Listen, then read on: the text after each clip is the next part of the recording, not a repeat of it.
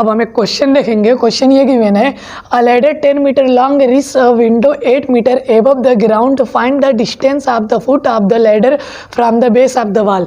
यानी क्वेश्चन ये कह रहा है कि कोई लैडर है और कोई वॉल है जिसपे एक विंडो है। जैसे ये OA को हम वॉल लिए हैं तो पॉइंट A पर विंडो है, इस विंडो पे हम एक लैडर लगाएं। लैडर हमारी क्या होती है, स्लैंट होती है, तिरछी होती है, तो ऐसे हम लैडर लगाएं AB। तो जो लैडर है वो गिवन है 10 मीटर लॉन्ग, तो ये लैडर है भी 10 मीटर लॉन्ग है और OA जो है 8 मीटर गिवन है। चूंकि जो विंडोज है वो ग्राउंड से 8 मीटर एबव है तो यहाँ पे हाइट ऑफ द वॉल हम ले लेंगे 8 मीटर। हमें फाइंड क्या करना है, जो लैडर का फुट है, यहाँ पे B जो है लैडर का फुट हो गया और O जो हो गया वॉल का क्या, ये बेस हो गया। तो इसी के बीच की डिस्टेंस हमें फाइंड करनी है, distance of the foot of ladder from the base of the wall, यानी OB हमें फाइंड करनी है। तो यहाँ पे सबसे पहले हम लेट कर लेंगे, let OA be the wall and AB be the ladder. OA को हम वॉल लेट कर लिए और AB को हम लैडर लेट कर लिए हैं। तो OA is equal to 8 metre given है और AB जो है लेंथ ऑफ द लैडर ये गिवन है 10 मीटर। अब यहाँ पे एक चीज़ हम जानते हैं कि जब भी कोई वॉल बनती है तो ग्राउंड से हमेशा परपेंडिकुलरली एकदम सीधी बनती है 90 डिग्री पे। तो so we can say that जो एंगल BOA होगा, यानी कि जो ये एंगल होगा ये 90 डिग्री का एंगल होगा। और जब ये 90 डिग्री का एंगल हो गया तो हमारा ABO ट्रेंगल कौन सा ट्रेंगल हो गया, राइट एंगल ट्रेंगल हो गया। तो सो राइट एंगल ट्रेंगल में हम जानते हैं कि पाइथागोरस थ्योरम हम अप्लाई कर सकते हैं। तो using Pythagoras theorem we can find OB। तो यहाँ पे हम OA और AB नोट कर लिए हैं। अब लिखेंगे बाय पाइथागोरस थ्योरम। क्यों पाइथागोरस थ्योरम यूज की गई है, क्योंकि ये हमारा कौन सा ट्रेंगल है, राइट एंगल ट्रेंगल है। तो अब यहाँ पे पाइथागोरस थ्योरम क्या होती है, AB square is equal to AO square plus OB square, यानी जो हाइपोटेनस का स्क्वायर होता है बाकी टू साइड की स्क्वायर के सम की इक्वल होता है, यही पाइथागोरस थ्योरम होती है। तो हाइपोटेनस AB है तो AB square is equal to AO square plus OB square and AB is given as 10 metre. So we can write AB as 10 square, तो यहाँ स्क्वायर लगा देंगे, is equal to AO means OA 8 metre है तो AO को हम 8 लिख सकते हैं। यहाँ पे स्क्वायर प्लस OB स्क्वायर हमें OB फाइंड करनी है। अब 10 का स्क्वायर वी नोट 100 होता है, is equal to 8 square is equal to 64 होता है, 64 plus A plus OB square. अब 64 का इधर हम ट्रांसफॉर्म करेंगे तो इधर आके माइनस हो जाएगा, तो 100 में से 64 माइनस करेंगे 36 आएगा, 36 is equal to OB square. This implies हम इसको OB स्क्वायर को पहले लिख सकते हैं, 36 को बाद में लिख सकते हैं। तो OB square is equal to 36, so we can write OB is equal to under root 36 taking under root on both side, और वी कैन से डेट ऐसे भी हम कह सकते हैं कि स्क्वायर का जब हम ट्रांसफॉर्म करते हैं तो उधर जाके अंडर रूट में हो जाता है। तो OB is equal to under root 36 और अंडर रूट 36 की वैल्यू वी नोट 6 होती है, तो OB is equal to 6 metre और हमें यही फाइंड करनी थी। OB जो है 6 मीटर आ गया, यही हमारा आंसर है। इसको हम ऐसे भी एट लास्ट में लिख देंगे इनवर्ट्स में, the distance of the foot of the ladder from the wall और from the base of the wall is equal to 6 metre and it is our answer. अब हम एक क्वेश्चन देखेंगे। क्वेश्चन ये गिवन है, in an equilateral prove that, यहाँ triangle होगा, in an equilateral triangle prove that 3 times the square of one side is equal to the 4 times the square of one of its altitudes. यानी question ये कह रहा है कि हमारा कोई इक्विलेटरल ट्रायंगल, इक्विलेटरल ट्रायंगल क्या होता है, ऐसा ट्रायंगल जिसकी तीनों साइड इक्वल होती है और उसका ईच एंगल इक्वल होता है और वह 60 डिग्री के इक्वल होता है, ऐसे ट्रायंगल को हम क्या बोलते हैं, इक्विलेटरल ट्रायंगल बोलते हैं, जिसकी सारी साइड इक्वल होती है और उसमें एल्टीट्यूड है। एल्टीट्यूड क्या होता है, किसी भी एक वर्टेक्स से, ट्रायंगल के किसी भी वर्टेक्स से उसके अपोजिट साइड पर हम परपेंडिकुलरली एक लाइन ड्रा करते हैं, उसी लाइन को हम एल्टीट्यूड बोलते हैं। जैसे यहाँ पे हम ट्रायंगल ABC एक इक्विलेटरल ट्रायंगल है, तो अब यहाँ पे AE हम क्या किया, एक एल्टीट्यूड लिए, तो जो AE होगी वर्टेक्स A से आ रही है तो BC पे ये परपेंडिकुलर होगी, यानी कि ये एंगल और ये एंगल 90 का होगा, तो ये हमारी AE एल्टीट्यूड हो जाएगी। तो क्वेश्चन ये कह रहा है कि किसी भी इक्विलेटरल ट्रायंगल में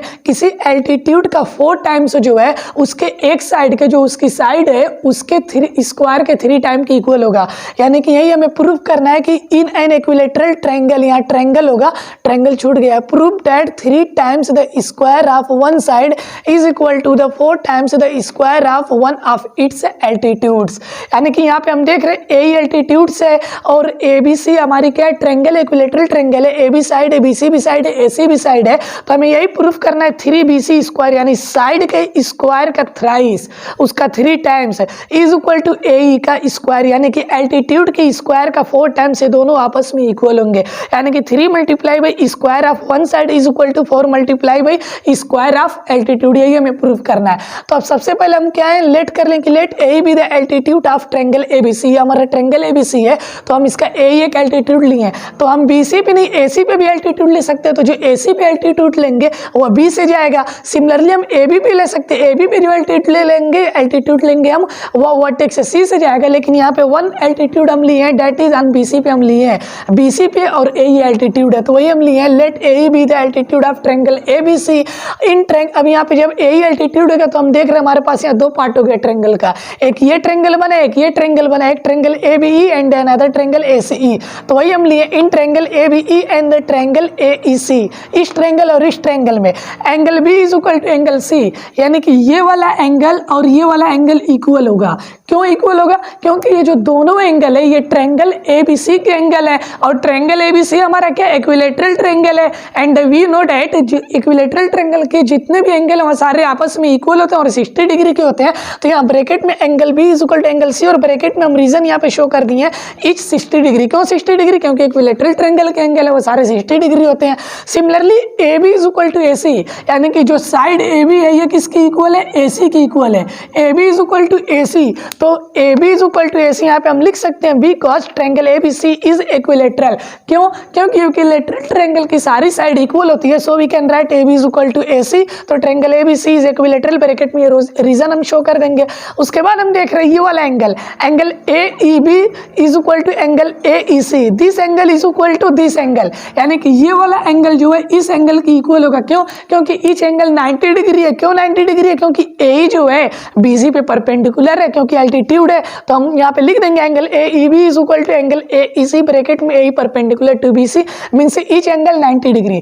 तो अब हम देख रहे हैं कि दो एंगल सेम हो गए और एक साइड सेम हो गई। अगर दो ट्रेंगल के दो एंगल एक साइड सेम हो जाती है तो ट्रेंगल क्या होते हैं? कॉन्ग्रुएंट होते हैं। तो so we can write triangle A B E is congruent to triangle A E C. Bracket में हम दिखा देंगे reason by A S A, angle side angle criteria से। और जब दो ट्रेंगल क्या होते हैं? कॉन्ग्रुएंट्स हो जाते हैं, तो हम जानते हैं कि उनकी साइड इक्वल होती है। तो अब ये दोनों ट्रेंगल कॉन्ग्रुएंट है, तो so we can say that B is equal to E C. ये दो बी ई क्या इस ट्रेंगल की साइड है और ई सी इस ट्रेंगल की साइड है, तो so we can say that B is equal to E C. यहाँ पे हम सो लिख सकते हैं B is equal to E C. अगर इसको हम रीजन दिखाएंगे तो by C P C T.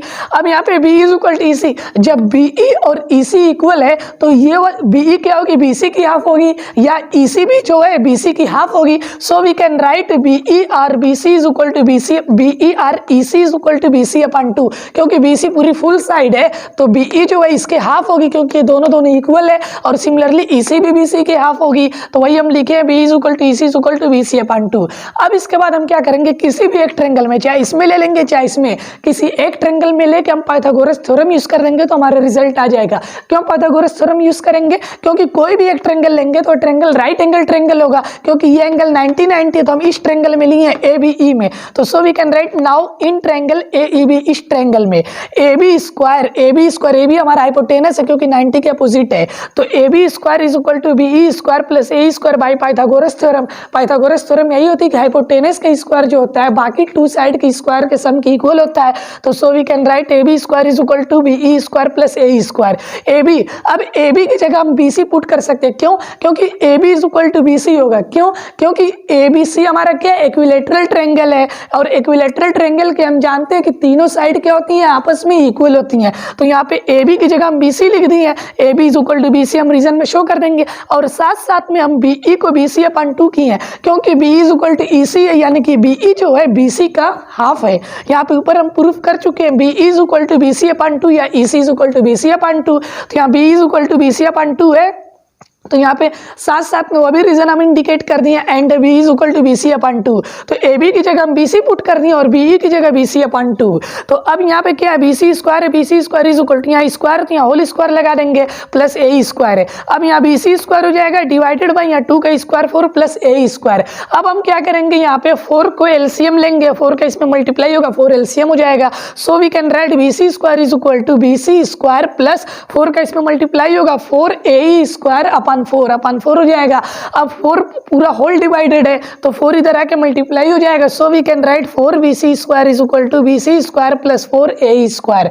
अभी हम देख रहे हैं bc स्क्वायर प्लस में इसका जब हम ट्रांसफॉर्म करेंगे इधर लाएंगे तो निगेटिव हो जाएगा, तो 4bc square minus bc square is equal to 4a square, और 4bc स्क्वायर में से 1bc स्क्वायर माइनस करेंगे 3bc स्क्वायर आएगा is equal to 4a square. अब यहाँ पे हम देख रहे हैं यही हमें रिजल्ट प्रूफ भी करना था कि किसी एक साइड के स्क्वायर का 3 टाइम्स इज इक्वल टू उसके एल्टीट्यूड के स्क्वायर का 4 टाइम्स। इसको हम ऐसे भी लिख सकते हैं 3 multiply by square of one side is equal to 4 multiply by square of altitude. यही हमें प्रूफ करना था।